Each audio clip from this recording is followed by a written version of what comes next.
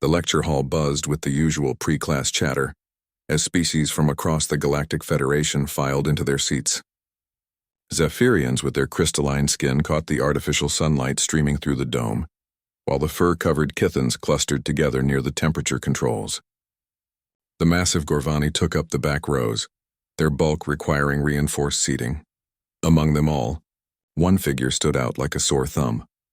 Maya Chen adjusted the straps of her combat armor as she made her way down the aisle, the metallic plates catching disapproving glances from every direction. The armor was old military grade, scarred and dented with patches welded over what looked like blast marks. It covered her from neck to toe, leaving only her hands and head exposed.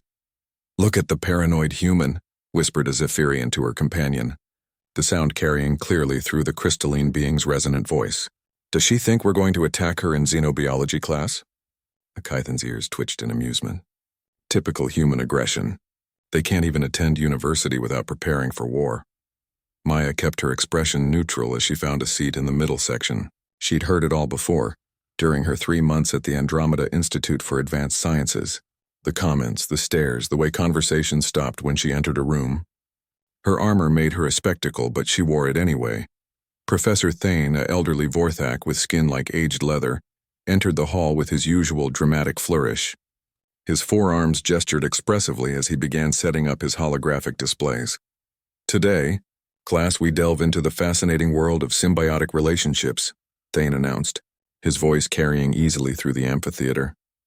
"We'll examine how different species have evolved to depend on one another for survival."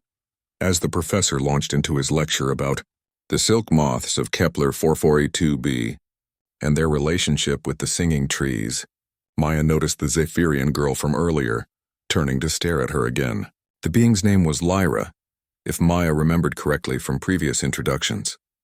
"Professor," Lyra's voice rang out during a pause.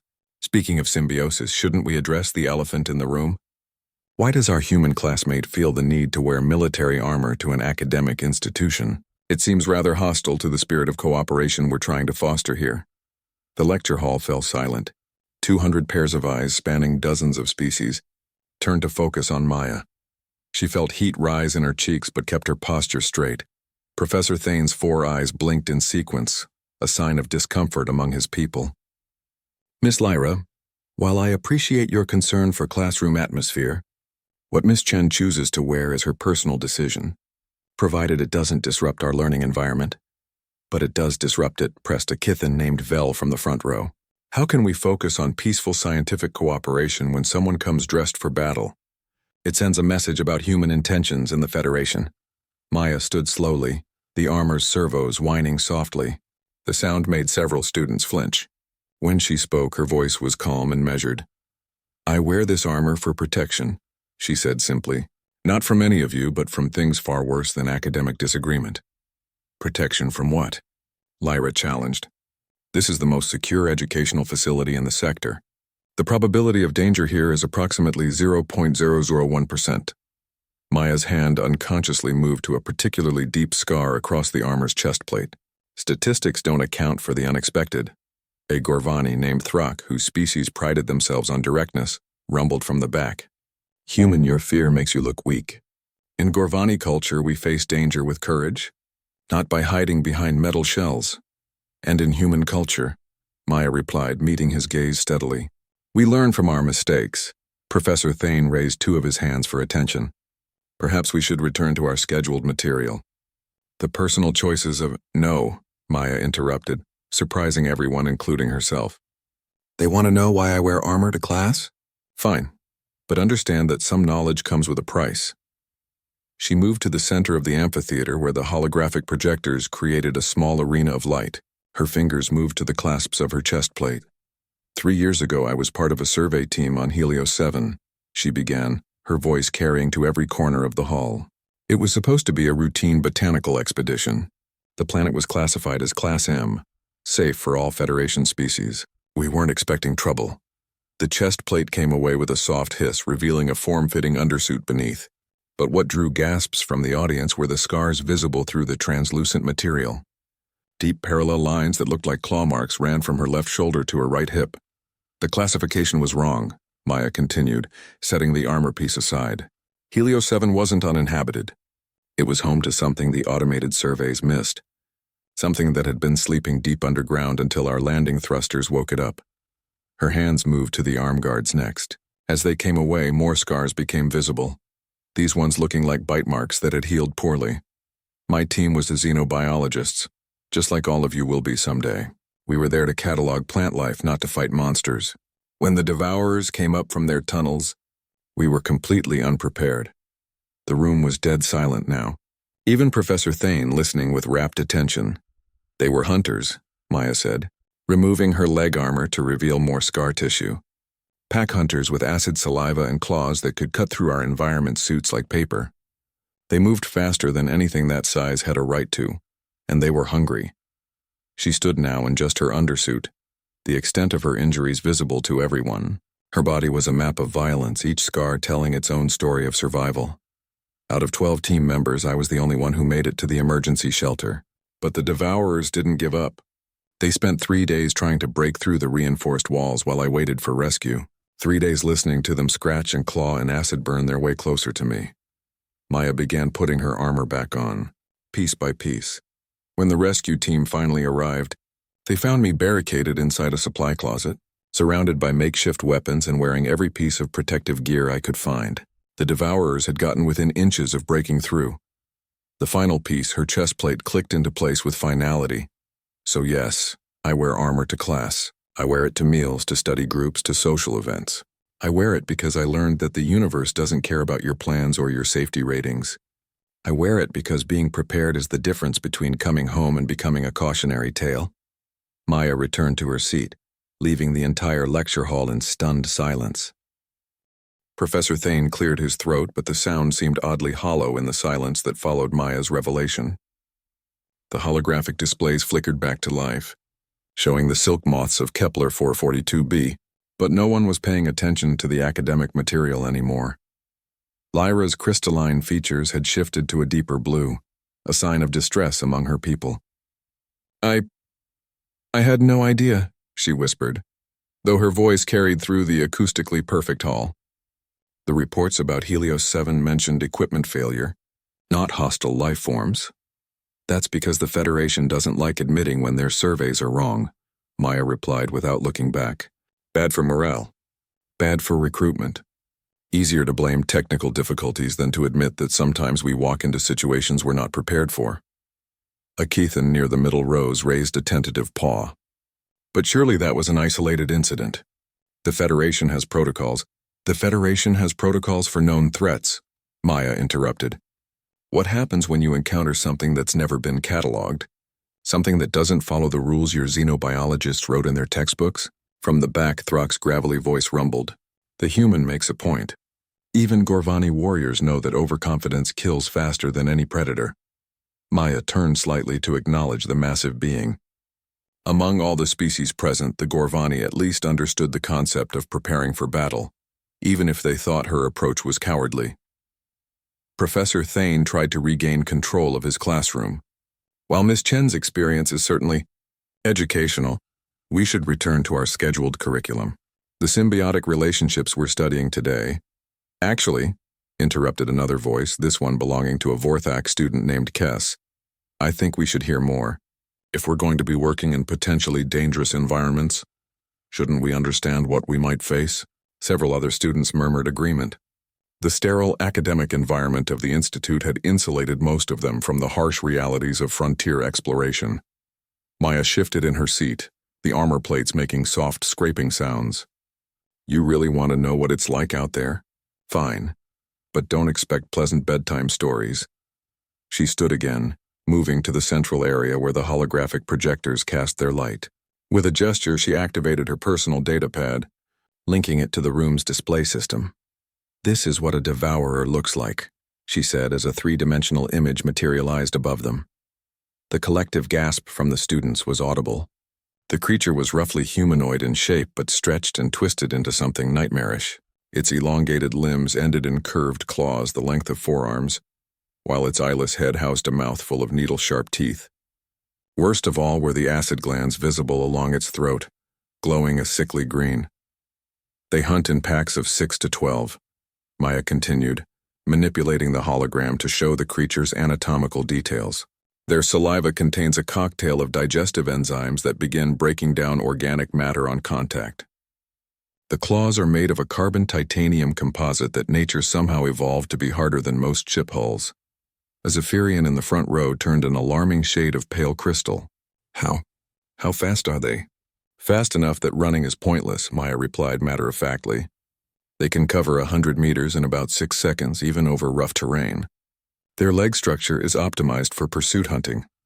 She switched the display to show recorded footage from the rescue mission. The grainy security camera images showed dark shapes moving with inhuman speed through the research station's corridors. This is from the emergency shelter's external cameras, Maya explained. You can see them testing the walls looking for weak points. They're not just animals, they're intelligent pack hunters with problem-solving abilities.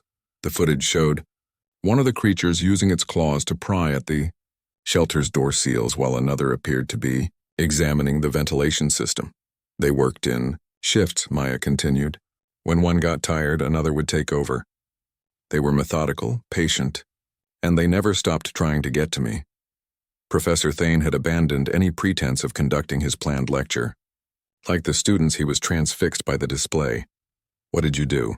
asked Vel, the Kithin who had earlier questioned her armor. "How did you survive for 3 days?" Maya's expression grew distant. "I did what humans do when we're cornered. I adapted. I improvised. I used everything available as a weapon." The holographic display shifted to show the interior of the emergency shelter. It looked like a war zone. Furniture had been overturned to create barricades, and chemical equipment had been repurposed into makeshift defensive devices. Emergency oxygen canisters can be turned into crude flamethrowers, Maya explained, highlighting various jury-rigged devices. Lab acids, when properly mixed, create smoke screens that interfere with their sensory organs. And power cells from equipment can be overloaded to create small explosive charges. She paused, her voice dropping lower. But mostly I just tried to stay alive 1 minute at a time. The recording showed the final moments before the rescue team arrived. Through the shelter's cameras, they could see the devourers had nearly broken through the main door. Acid had eaten through most of the metal, and claws had torn gouges in the walls. "The rescue team found me in the supply closet," Maya said, gesturing to a small room visible in the corner of the footage. "I'd barricaded myself in there when the main chamber became indefensible. I had about 6 hours of air left and no more materials to work with." She switched off the display, leaving the amphitheater in normal lighting. The contrast felt jarring after the dramatic footage.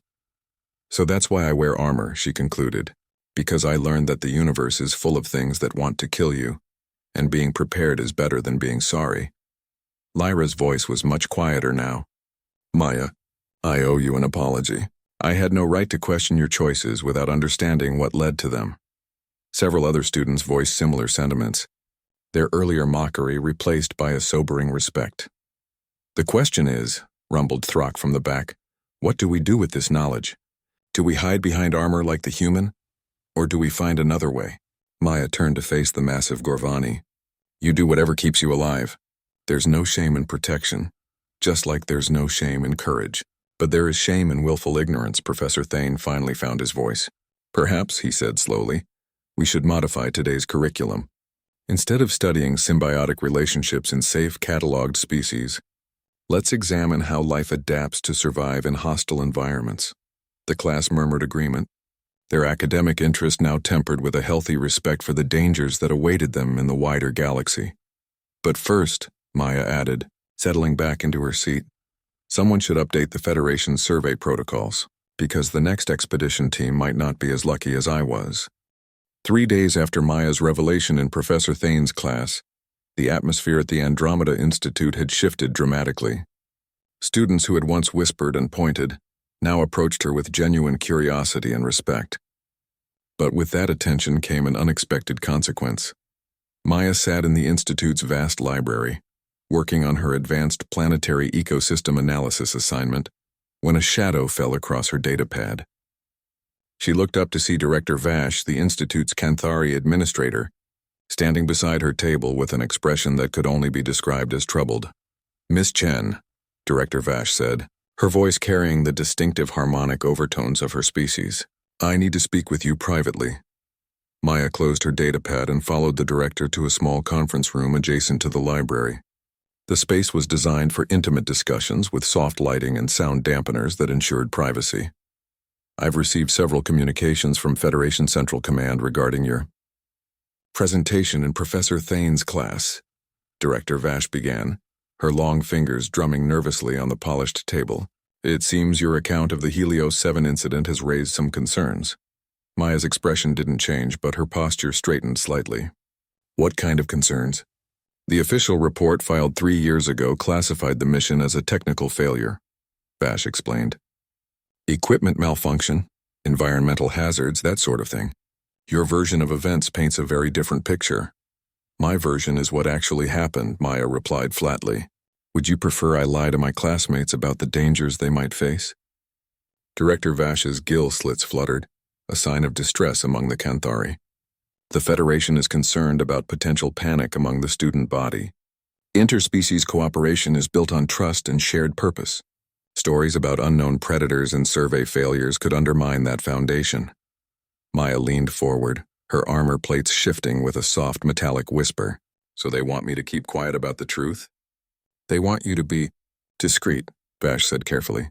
"Perhaps focus your discussions on the importance of following established protocols, rather than dwelling on exceptional incidents." Before Maya could respond, her personal communicator chimed with an urgent message. She glanced at the display and felt her blood run cold. "I need to go," she said, standing abruptly.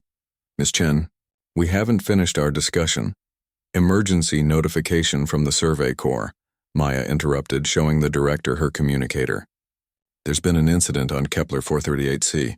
They're requesting my immediate assistance as a hostile environment consultant." Director Vash's expression grew even more troubled. "Surely they can't expect a student to—" "I'm not just a student," Maya said, already moving toward the door.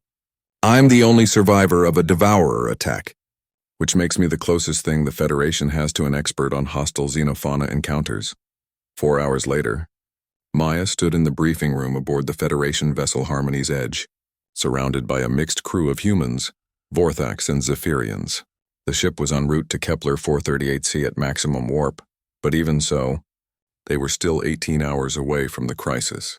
Captain Reeves, a weathered human with premature gray hair, gestured toward the holographic display showing the planet below. "Survey Team Beta landed on Kepler 438c 6 days ago to investigate unusual energy readings. Yesterday we lost contact," Commander Thias, the Vorthax second-in-command, added. "Automated probes confirm the team's base camp is intact, but there are no life signs. We've also detected movement patterns consistent with large coordinated group activity." Maya studied the probe footage, noting the familiar signs. Churned earth around the base camp, equipment scattered but not destroyed, and most telling of all, the complete absence of bodies. "They've been taken," she said quietly. "Taken?" Captain Reeves frowned. "The probe data suggests—" "I know what the data suggests," Maya interrupted. "But I've seen this before. The devourers don't just kill, they collect. They drag their prey back to their nests for later consumption." Dr. Sarah Kim, the mission's xenobiologist, looked up from her datapad. "But devourers have only been encountered on Helios 7. There's no indication they exist on other worlds." Maya turned to face the assembled team. "That's because no one's been looking for them.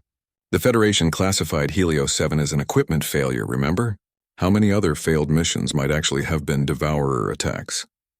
The question hung in the air like a dark cloud. Commander Thiss's forearms gestured in agitation. "You're suggesting a cover-up of galactic proportions." "I'm suggesting that bureaucrats don't like admitting they're wrong," Maya replied. "And I'm suggesting that while they've been filing comfortable reports, people have been dying." Captain Reeves studied the probe footage again. "Assuming you're correct, what are our options?" Maya moved to the tactical display, manipulating the hologram to show the planet's surface features. "Devourers are primarily subterranean. They build their nests in cave systems, preferably those with multiple entrances and exits. Based on the geological surveys, there are at least 12 potential nest sites within a 50-kilometer radius of the base camp." She highlighted several areas on the map. "If the survey team is still alive, we have maybe 36 hours before the devourers decide to start feeding." They prefer their prey fresh, but they'll wait if they're planning to store food for a lean period. Dr. Kim shuddered. That's a horrifying way to think about it. Survival isn't pretty, Maya replied matter-of-factly. The question is, are we going in to rescue the team, or are we going to write another equipment failure report? Captain Reeves didn't hesitate. We're going after them. What do you need? Maya activated her personal data pad, uploading a file to the ship's central computer. This is everything I learned about devourer behavior during my time on Helios 7. Their hunting patterns, their weaknesses, their preferred nesting environments. You'll want to study it during the approach. She paused, looking around the room at the mixed species crew, and everyone needs to understand something. If we encounter devourers, normal Federation first contact protocols go out the window. These aren't sentient beings we can negotiate with. They're apex predators and they see us as food. Commander Thiss bristled. The Federation principles of nonviolence will get you killed, Maya finished. I'm not asking you to become warmongers, but I am asking you to accept reality. Sometimes survival means fighting back. Captain Reeves nodded slowly. What kind of equipment will we need? Maya's expression grew grim. Everything we can carry, and hope it's enough. As the crew dispersed to study her files and prepare for the rescue mission, Maya remained behind, staring at the holographic representation of Kepler 438c. Somewhere down there, people were trapped in the dark, waiting for salvation that might never come. Just like she had been 3 years ago. But this time she was ready. This time she wouldn't be the only survivor. The shuttle touched down on Kepler 438c's surface with barely a whisper, its advanced stealth systems masking their approach from any potential observers.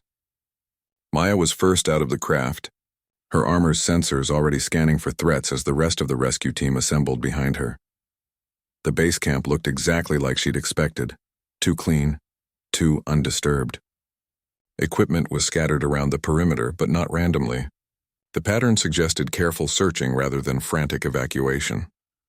Thermal scans show no human life signs in the immediate area, reported Lieutenant Torres, the team's technical specialist.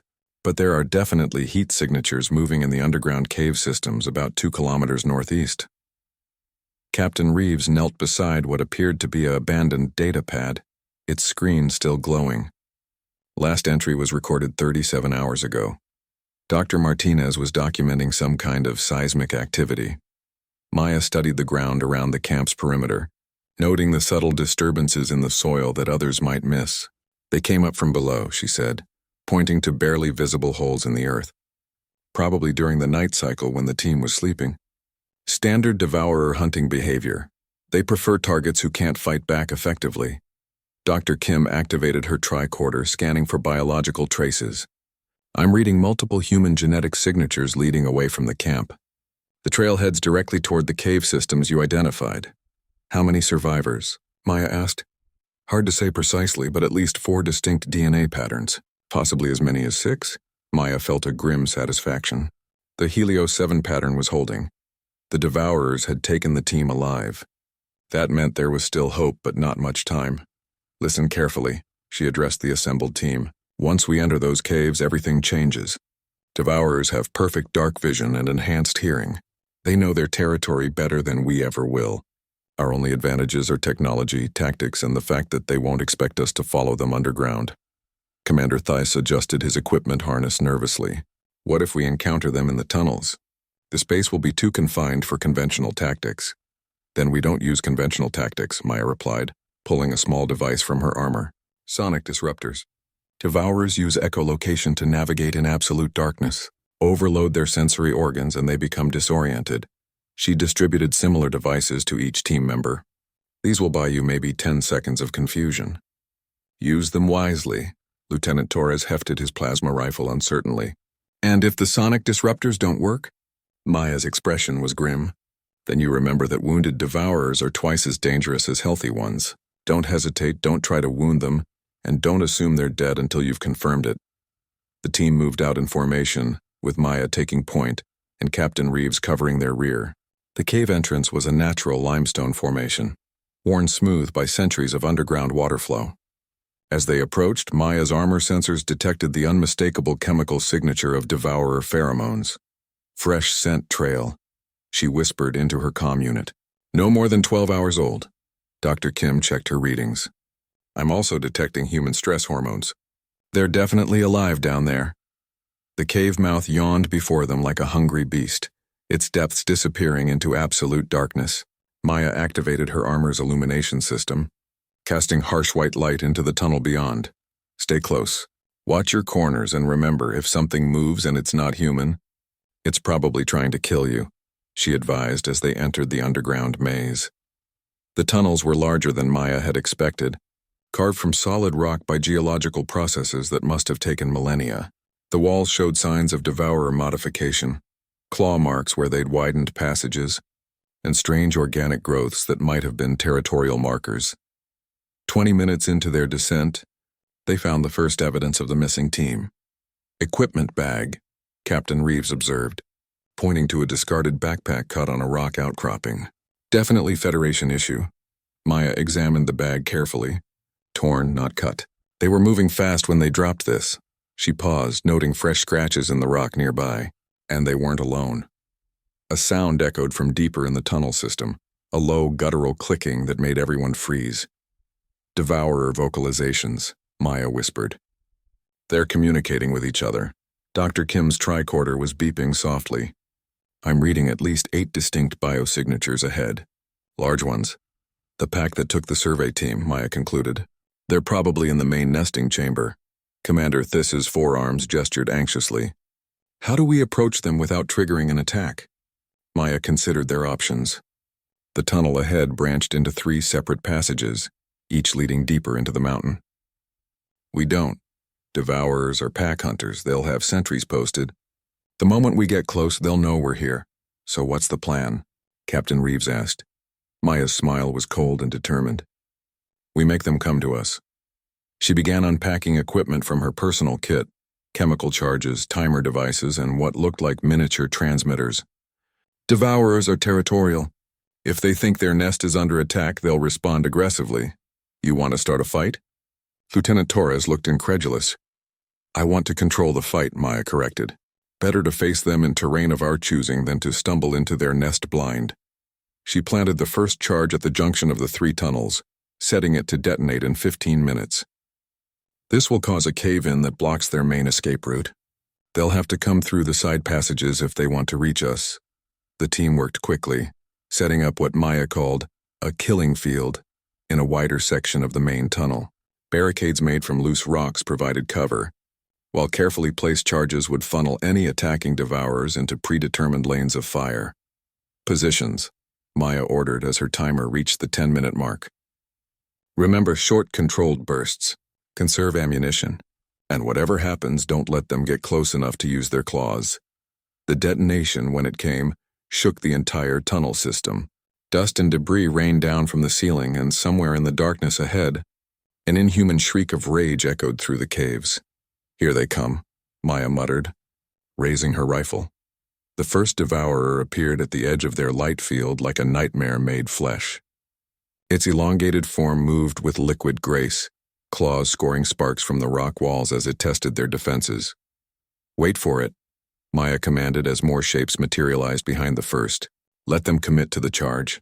The lead devourer suddenly launched itself forward, covering 30 meters in a heartbeat. Maya's sonic disruptor activated with a piercing whine, and the creature stumbled, momentarily disoriented. Now! The tunnel erupted in plasma fire as the rescue team opened up on the attacking pack. Maya's armor-piercing rounds punched through the lead devourer's natural armor, dropping it in a spray of acidic blood that hissed and steamed against the rock floor. But there were more coming, many more. Fall back to position 2, Maya shouted over the din of battle. Execute withdrawal protocol? As plasma bolts and acid spit filled the air. Maya couldn't help but think that somewhere in the darkness behind their attackers, the missing survey team was counting on them to succeed. They wouldn't get a second chance. The firefight in the tunnel was brutal and chaotic.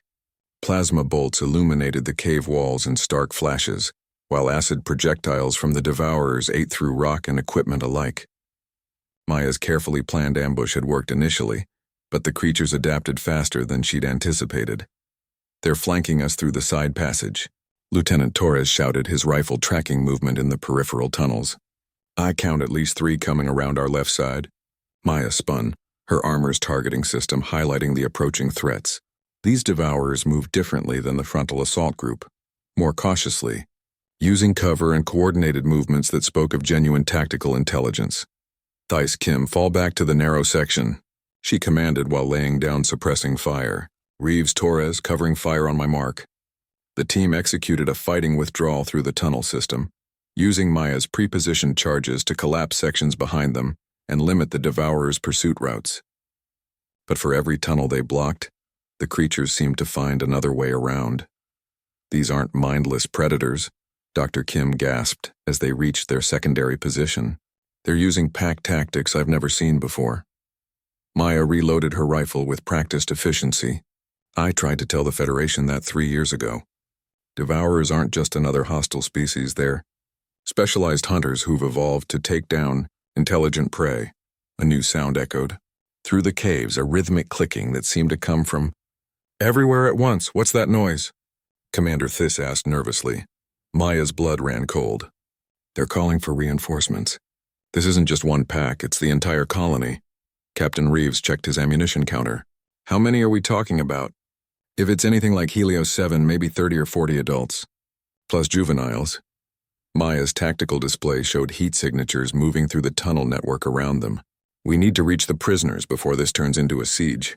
The team pressed deeper into the cave system, following the strongest concentration of human DNA signatures that Dr. Kim's tricorder was detecting.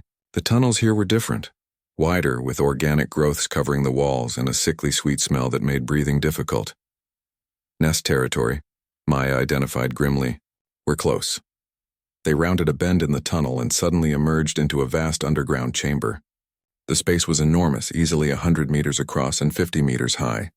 But what drew their attention were the dozens of organic pods hanging from the ceiling like grotesque fruit. My God, Dr. Kim whispered, her scanner going wild. Those pods, they contain human life signs. Maya's armor light swept across the chamber, revealing the full scope of the devourer nesting ground. Besides the hanging pods, there were elaborate tunnel networks carved into the walls, and everywhere the gleaming black forms of adult devourers moving with purpose. Not just the missing survey team, Lieutenant Torres observed, his voice tight with horror. I'm counting at least 20 pods. This has been going on for a while. In the center of the chamber, Maya spotted something that made her heart race.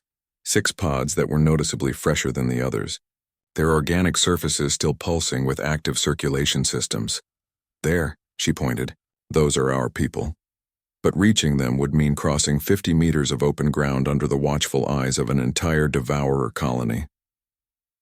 Captain Reeves studied the tactical situation with a soldier's eye. We needed distraction, something big enough to draw them away from the pods. Maya was already unloading the rest of her chemical charges. I've got a better idea. We don't distract them, we force them to choose. She began connecting the charges to a single detonation device. This much explosive will bring down half the chamber ceiling. The devourers will have to decide between protecting their nest and pursuing us. That's insane, Commander Thys protested. The cave-in could kill the prisoners too. Maybe, Maya admitted. But if we don't do something drastic, they're dead anyway. At least this gives them a chance. Dr. Kim was scanning the chamber's geological structure. Actually, the rock formation might work in our favor. If we place the charges correctly, we can create a controlled collapse that opens escape routes rather than sealing them. Maya looked at the xenobiologist with new respect. How do you know about explosive geology? Spent 2 summers working planetary mining surveys during my undergraduate years, Kim replied with a grim smile. Learned a lot about controlled demolitions. Working together, they positioned the charges at key stress points in the chamber's ceiling structure. Maya's military experience combined with Kim's geological knowledge created a plan that might actually work. Timer set for 3 minutes, Maya announced. That gives us time to reach the pods and start cutting people free before the fireworks start. And after that? Torres asked. Maya checked her rifle's charge indicator. After that, we run like hell and hope we can find an exit before the whole mountain comes down on us. The team moved out in formation, advancing through the chamber while the devourers above them began to take notice. The creatures' clicking communications became more agitated as they sensed the intrusion into their most sacred space. Maya reached the first pod and began cutting through its organic shell with a vibro knife. Inside, she could see Dr. Martinez from the survey team, unconscious but alive, suspended in some kind of nutrient fluid. "They're all alive," she reported as Kim and Torres worked on adjacent pods. "Unconscious but breathing. Whatever the devourers use to preserve their food, it's keeping them stable. 1 minute until detonation," Captain Reeves warned, standing guard while the others worked. The first prisoner, Dr. Martinez, spilled out of his pod as the organic shell split open. He was unconscious but breathing steadily. Maya quickly checked his vital signs before moving to the next pod. 30 seconds. Almost got this one," Dr. Kim called out, her vibro knife making rapid progress through the pod's outer layer. Above them, the devourers had finally decided to act. The clicking sounds intensified and dark shapes began descending from their wall perches toward the chamber floor. "Time," Maya shouted.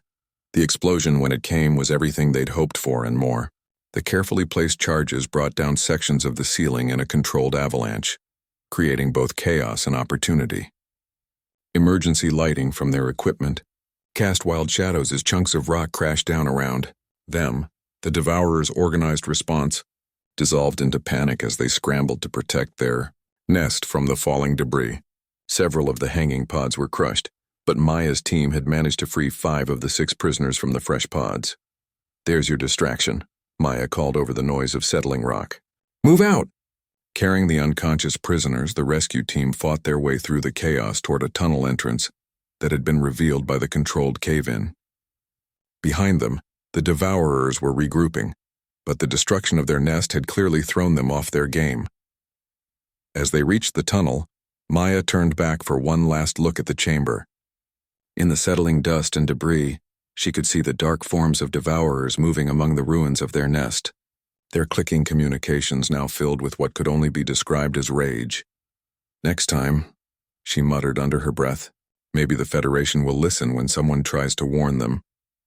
Then she turned and followed her team into the darkness, carrying hope in the form of rescued lives. The tunnel that led away from the collapsed chamber was barely wide enough for the rescue team carrying their unconscious burden. Maya took point again, her armor's enhanced sensors sweeping for threats while the rest of the team managed the 5 rescued prisoners. Dr. Martinez and his colleagues were beginning to show signs of consciousness, groaning softly as whatever sedative the devourers used started to wear off. "How are they doing?" Maya called back to Dr. Kim, who was monitoring the survivors' vital signs. "Stable but weak," Kim replied, adjusting her tricorder settings. Whatever the devourers used to keep them preserved has left them severely dehydrated and mildly hypothermic. They need medical attention soon. Behind them, the sound of pursuit was growing stronger. The collapse of the nesting chamber had bought them time, but the enraged devourers were already finding alternate routes through their tunnel network. "They know these caves better than we do," Captain Reeves observed grimly. "How do we find an exit before they cut us off?" Maya studied her armor's mapping system, noting the air current patterns her sensors were detecting. Fresh airflow coming from that direction. She pointed to a narrow passage branching to the right. "There's got to be another entrance to the surface." Lieutenant Torres hefted his plasma rifle uncertainly. "What if it's too small for us to get through? We're carrying 5 unconscious people." "Then we make it bigger," Maya replied, pulling another demolition charge from her pack. "But let's see what we're dealing with first." The narrow passage led upward at a steep angle, carved from native rock by water flow over thousands of years. As they climbed, the air became noticeably fresher, and Maya's armor detected increasing oxygen levels. "Definitely leads to the surface," she confirmed. "But it's going to be tight with the prisoners." Dr. Martinez chose that moment to regain consciousness, his eyes opening with a start as he took in his surroundings. "What? Where are we?" "Rescue team," Captain Reeves explained quickly. "You're safe now, but we need to keep moving." Martinez struggled to sit up, his voice weak but urgent. "The others." "There were 6 of us." Maya's expression tightened. "We found 5. Who are we missing?" "Dr. Sarah Webb," Martinez replied, leaning heavily against Commander Thiss for support. She was in the first pod they filled. Been here longer than the rest of us." Dr. Kim checked her scanner readings. "I'm not detecting any other human life signs in the immediate area. If she's still alive, she's probably in a different part of the nest complex," Maya finished. Damn, we can't leave her behind. The sound of clicking echoes grew closer, and Torres's motion detector showed multiple contacts approaching their position. Maya, we don't have time, Captain Reeves said urgently. If we don't move now, we'll lose everyone. Maya stared back down the tunnel, wrestling with an impossible decision. Leave one person behind to save 5 or risk everyone's lives for a complete rescue. Dr. Martinez grabbed her arm weakly. Sarah would want you to save the others. She made us promise. If anything happened, before Maya could respond, her comm system crackled with an unexpected transmission. Rescue team, this is Dr. Webb. If you can hear me, I'm in the lower tunnels, approximately 200 meters below your position. Everyone froze. Dr. Kim quickly adjusted her scanner. I'm reading the transmission source. She's right. Lower level, but moving toward our position. How did you escape? Captain Reeves transmitted back. Webb's voice was strained but determined. The cave-in damaged my pod. I woke up about 20 minutes ago and managed to get free. But the Devourers know I'm loose. They're hunting me. Maya's mind raced through tactical possibilities. Can you reach the surface through the lower tunnels? Negative.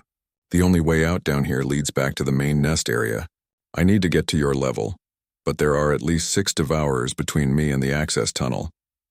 Lieutenant Torres was monitoring his motion detectors with growing alarm. Contact. Multiple hostiles approaching from behind us. We've got maybe 5 minutes before they reach this position. Maya made her decision. Kim, Torres, get the survivors to the surface. Use the charges to widen the passage if you need to. Reeves, you're with me. We're going after Webb. Maya, this is insane, Dr. Kim protested. You can't fight an entire pack of Devourers in confined spaces. Watch me, Maya replied, already checking her equipment. And if we don't make it out, make sure the Federation knows what really happened here. No more cover-ups. No more equipment failures. Captain Reeves grabbed additional ammunition packs. What's the plan? Maya activated her armor's tactical display, showing the tunnel network below them. Webb is here, trapped between hostile contacts. We go down fast, create enough chaos to break her free, then extract via the nearest access tunnel. And if the access tunnel is blocked? Commander Thiss asked. Then we make our own, Maya replied grimly, hefting her remaining explosive charges. The team split up, with Dr. Kim and Torres helping the rescued prisoners toward the surface, while Maya's smaller group descended into the lower tunnel system. The air here was thicker, with the overwhelming scent of Devourer pheromones marking their territory. Maya's comm crackled again. I can hear you coming, Dr. Webb transmitted. Be advised there are at least 8 contacts moving toward my position. They're herding me toward a dead end. Copy that. Can you reach the junction at tunnel marker 7? Trying, but they're cutting off my routes. I think they want to take me alive again. Maya's armor sensors showed the heat signatures of multiple Devourers converging on Webb's location. The creatures were indeed using coordinated tactics to limit her escape routes. New plan, Maya announced. We don't try to sneak past them. We hit them hard enough to scatter their formation and grab Webb in the confusion. She armed her remaining demolition charges, setting them for proximity detonation. Shock and awe. Make them think we're a much larger force. Captain Reeves nodded grimly. Like the old saying goes, sometimes the best defense is a really big explosion. As they approached the lower junction, Maya could hear the clicking communications of the Devourer pack intensifying. The creatures knew the rescue team was coming and they were preparing for battle. Webb, when the fireworks start, run toward the loudest explosion, Maya transmitted. We'll meet you halfway. Understood. And rescue team, thank you. Maya primed her charges and stepped into the tunnel junction where 8 Devourers waited in the darkness. For humanity, she muttered, and triggered the detonators. The tunnel system erupted in light and thunder as Maya proved once again that humans, when cornered, could be the most dangerous predators in the galaxy.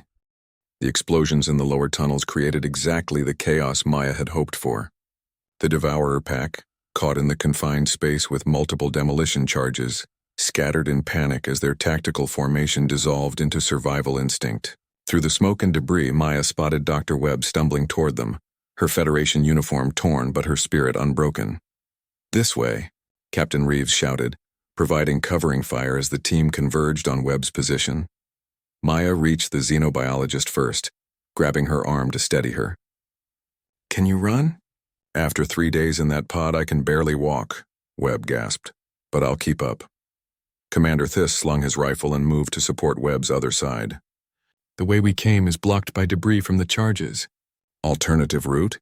Maya consulted her armor's mapping system, noting new airflow patterns created by the explosions. The blast opened up a passage to the north, probably connects to the main surface tunnel system. They began moving through the dust-choked corridors, their lights cutting through the haze as emergency klaxons from Webb's damaged equipment added to the chaos. Behind them, the surviving Devourers were regrouping, their clicking communications filled with rage and frustration. "How many hostiles pursuing?" Captain Reeves asked, monitoring their rear. "At least 12 contacts on thermal," Maya replied. "But they're being more cautious now. The explosions taught them to respect our firepower." As they climbed through the newly created passage, Webb struggled to keep pace despite Commander Thiss's assistance. "I need you to know," she gasped. "There are more nest sites. This isn't the only colony." Maya's blood ran cold. "How many more?" "From what I observed while conscious in the pod, I counted at least 4 other locations where they were taking prisoners. This operation is much larger than anyone suspected." Dr. Kim's voice crackled through the comm from the surface. "Rescue team, we've reached the extraction point with the other survivors. Medical teams are standing by, but we need you topside immediately." "On our way," Maya replied, then turned to Webb. 4 other sites means potentially hundreds of prisoners. "And that's just what I could see from the main chamber," Webb confirmed. "The tunnel system extends for kilometers. This could be a planet-wide network." They emerged onto the surface as Kepler 438c's twin suns were setting, casting long shadows across the rocky terrain. The shuttle was exactly where they'd left it, with medical teams already treating the rescued prisoners. Dr. Martinez was conscious and talking animatedly with the medics about his experience. "Dr. Webb," Dr. Kim rushed over with a medical scanner. "We thought we'd lost you." "Almost did," Webb replied, accepting a hydration pack from the medical team. "But humans are harder to kill than the Devourers anticipated." Captain Reeves was already coordinating with the shuttle's communication officer. "Get me a direct channel to Federation Central Command. Priority Alpha authorization." "Sir, that level of communication requires—" "Just do it," Reeves interrupted. "What we've found here changes everything." 15 minutes later, the entire rescue team was assembled in the shuttle's briefing area, linked to a secure communication channel with Federation headquarters.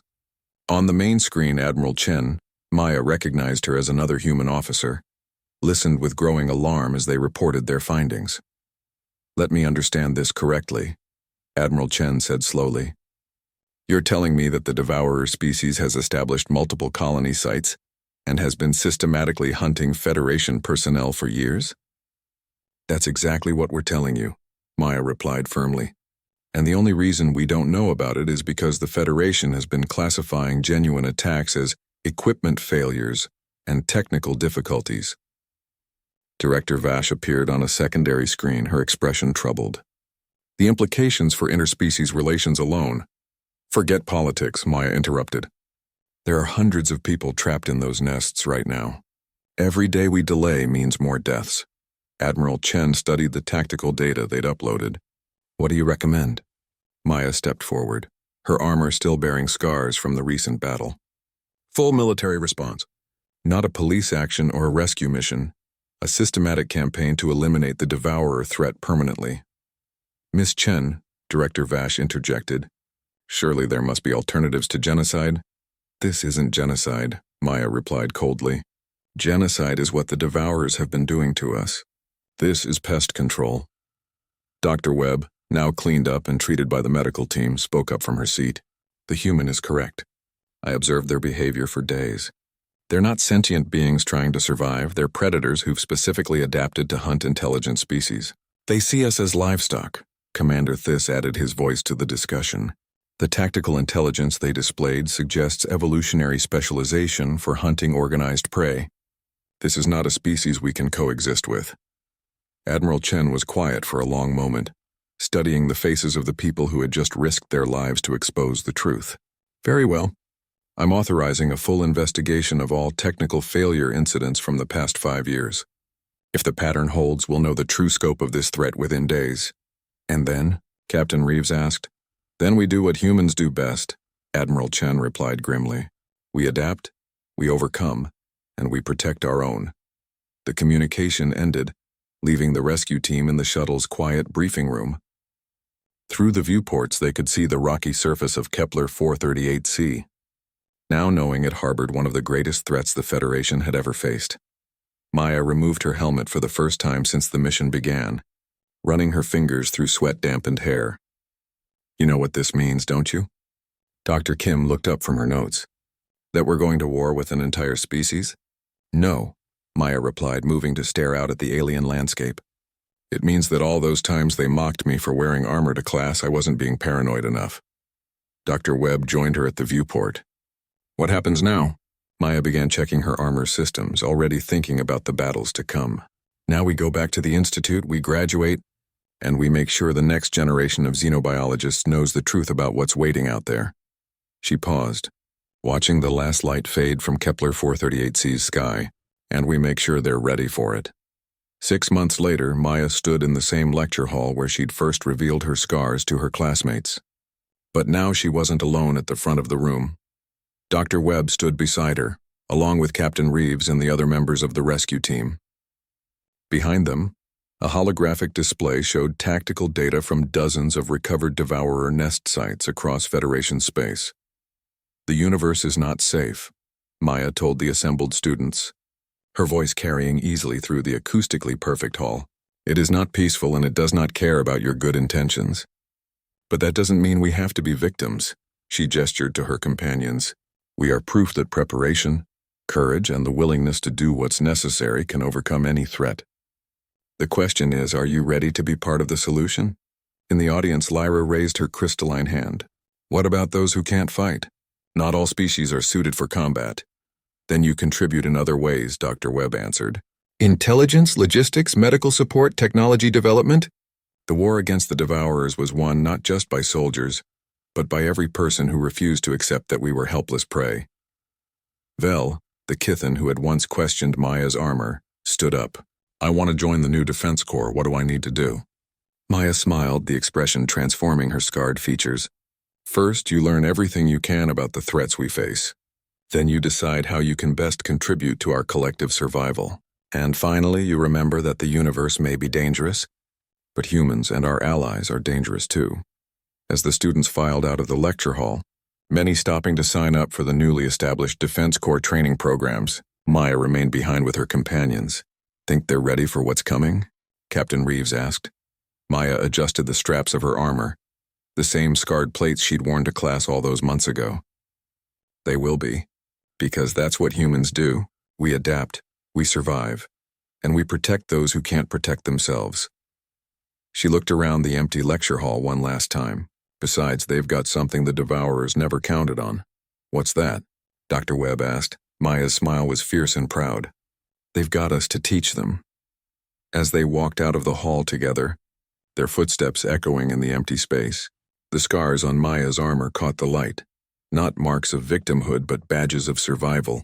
Proof that sometimes the best way to face a hostile universe is to be ready to fight back.